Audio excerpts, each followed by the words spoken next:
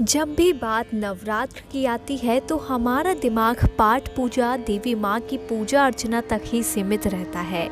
लेकिन क्या आप जानते हैं कि नवरात्र का त्योहार आखिर क्यों मनाया जाता है? इसकी मान्यता आखिर क्या है? सदियों से हम इस त्योहार को मनाते आ रहे हैं, व्रत पूजा करते आ रहे हैं। देश के अलग अलग हिस्सों में अलग अलग तरीकों से इस त्योहार को मनाया जाता है।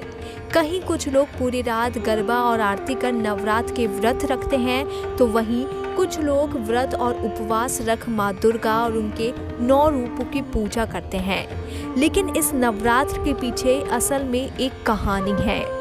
दरअसल इससे जुड़ी एक पौराणिक कथा है। महिषासुर नाम का एक बड़ा ही शक्तिशाली राक्षस था। वो अमर होना चाहता था और उसी इच्छा के चलते उसने ब्रह्मा जी की कठोर तपस्या की। ब्रह्मा जी उसकी तपस्या से खुश हुए और उसे दर्शन देकर कहा कि उसे जो भी वर चाहिए वो मांग सकता है। महिषासुर ने अपने लिए अमर होने का वरदान मांगा। महिषासुर की ऐसी बात सुनकर ब्रह्मा जी बोले, जो इस संसार में पैदा हुआ है उसकी मौत निश्चित है, इसलिए जीवन और मृत्यु को छोड़कर जो चाहे वो मांग सकते हैं। ऐसा सुनकर महिषासुर ने कहा, ठीक है प्रभु, फिर मुझे कुछ ऐसा वरदान दीजिए कि मेरी मृत्यु न किसी देवता या असुर के हाथों हो और ना ही किसी मानव के हाथों, अगर हो तो किसी स्त्री के हाथों हो।